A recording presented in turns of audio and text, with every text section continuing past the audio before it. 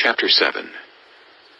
When Ahaz, son of Jotham, the son of Uzziah, was king of Judah, King Rezin of Aram, and Pekah, son of Remaliah, king of Israel, marched up to fight against Jerusalem, but they could not overpower it. Now the house of David was told, Aram has allied itself with Ephraim. So the hearts of Ahaz and his people were shaken, as the trees of the forest are shaken by the wind. Then the Lord said to Isaiah, Go out, you and your son Shear-Jashub, to meet Ahaz at the end of the aqueduct of the upper pool, on the road to the launderer's field. Say to him, Be careful, keep calm and don't be afraid. Do not lose heart because of these two smoldering stubs of firewood, because of the fierce anger of Rezin and Aram and of the son of Remaliah. Aram, Ephraim, and Remaliah's son have plotted your ruin, saying, Let us invade Judah. Let us tear it apart and divide it among ourselves, and make the son of Tabeel king over it. Yet this is what the sovereign Lord says. It will not take place. It will not happen. For the head of Aram is Damascus, and the head of Damascus is only Rezin. Within 65 years, Ephraim will be too shattered to be a people. The head of Ephraim is Samaria, and the head of Samaria is only Remaliah's son. If you do not stand firm in your faith, you will not stand at all. Again the Lord spoke to Ahaz, Ask the Lord your God for a sign, whether in the deepest depths or in the highest heights. But Ahaz said, I will not ask. I will not put the Lord to the test. Then Isaiah said, Hear now, you house of David. Is it not enough to try the patience of humans? Will you try the patience of my God also?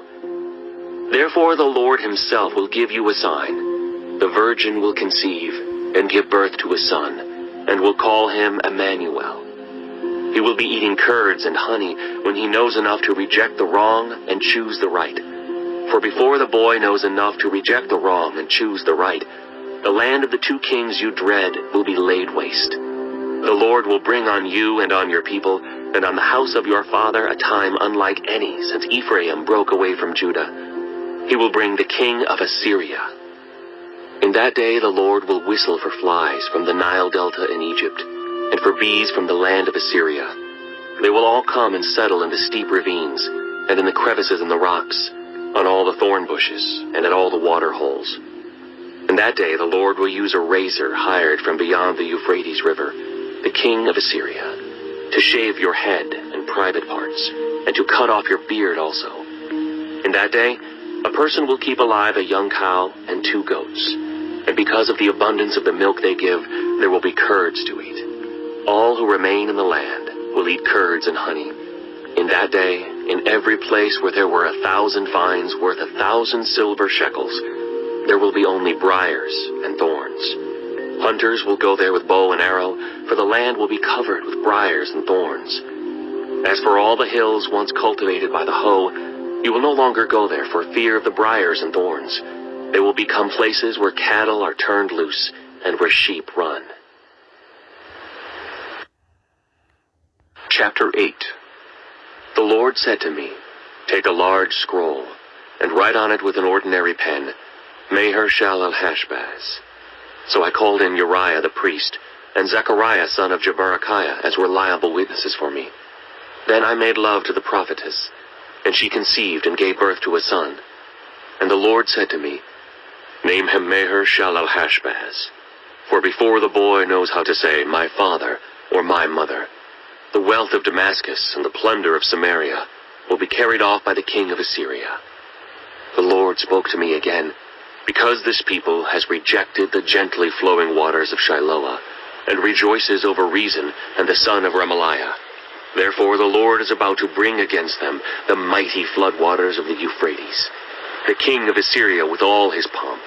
It will overflow all its channels, run over all its banks, and sweep on into Judah, swirling over it, passing through it and reaching up to the neck. Its outspread wings will cover the breadth of your land, Emmanuel. Raise the war cry, you nations, and be shattered. Listen, all you distant lands. Prepare for battle, and be shattered. Prepare for battle, and be shattered. Devise your strategy, but it will be thwarted. Propose your plan, but it will not stand, for God is with us. This is what the Lord says to me with his strong hand upon me, warning me not to follow the way of this people. Do not call conspiracy everything this people calls a conspiracy. Do not fear what they fear, and do not dread it. The Lord Almighty is the one you are to regard as holy. He is the one you are to fear. He is the one you are to dread. He will be a holy place. For both Israel and Judah, he will be a stone that causes people to stumble and a rock that makes them fall. And for the people of Jerusalem, he will be a trap and a snare. Many of them will stumble. They will fall and be broken. They will be snared and captured. Bind up this testimony of warning and seal up God's instruction among my disciples. I will wait for the Lord, who is hiding his face from the descendants of Jacob. I will put my trust in him. Here am I, and the children the Lord has given me. We are signs and symbols in Israel from the Lord Almighty, who dwells on Mount Zion. When someone tells you to consult mediums and spiritists, who whisper and mutter, should not a people inquire of their God? Why consult the dead on behalf of the living? Consult God's instruction and the testimony of warning. If anyone does not speak according to this word, they have no light of dawn. Distressed and hungry, they will roam through the land. When they are famished, they will become enraged, and looking upward, will curse their king and their God. Then they will look toward the earth and see only distress and darkness and fearful gloom, and they will be thrust into utter darkness. Chapter 9. Nevertheless, there will be no more gloom for those who were in distress. In the past he humbled the land of Zebulun and the land of Naphtali. But in the future he will honor Galilee of the nations, by the way of the sea, beyond the Jordan. The people walking in darkness have seen a great light. On those living in the land of deep darkness, a light has dawned. You have enlarged the nation and increased their joy. They rejoice before you, as people rejoice at the harvest, as warriors rejoice when dividing the plunder. For as in the day of Midian's defeat, you have shattered the yoke that burdens them, the bar across their shoulders, the rod of their oppressor. Every warrior's boot used in battle, and every garment rolled in blood, will be destined for burning, will be fuel for the fire.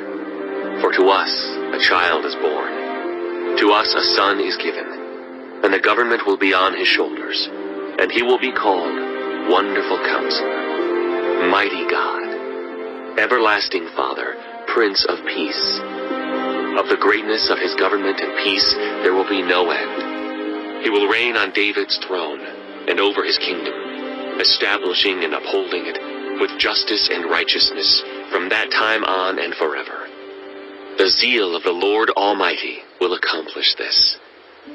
The Lord has sent a message against Jacob. It will fall on Israel. All the people will know it. Ephraim and the inhabitants of Samaria, who say with pride and arrogance of heart, the bricks have fallen down, but we will rebuild with dressed stone. The fig trees have been felled, but we will replace them with cedars. But the Lord has strengthened Reason's foes against them, and has spurred their enemies on. Arameans from the east and Philistines from the west have devoured Israel with open mouth. Yet for all this, his anger is not turned away. His hand is still upraised.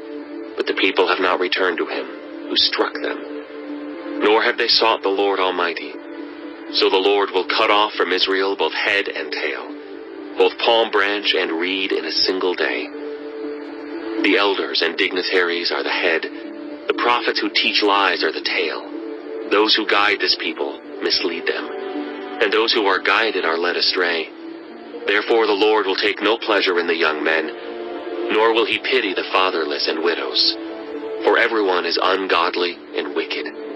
Every mouth speaks folly. Yet for all this, his anger is not turned away. His hand is still upraised. Surely wickedness burns like a fire. It consumes briars and thorns.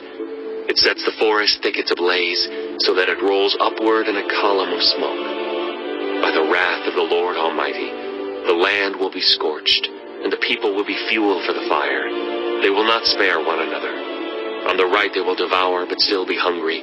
On the left they will eat, but not be satisfied. Each will feed on the flesh of their own offspring. Manasseh will feed on Ephraim, and Ephraim on Manasseh. Together they will turn against Judah. Yet for all this, his anger is not turned away. His hand is still upraised.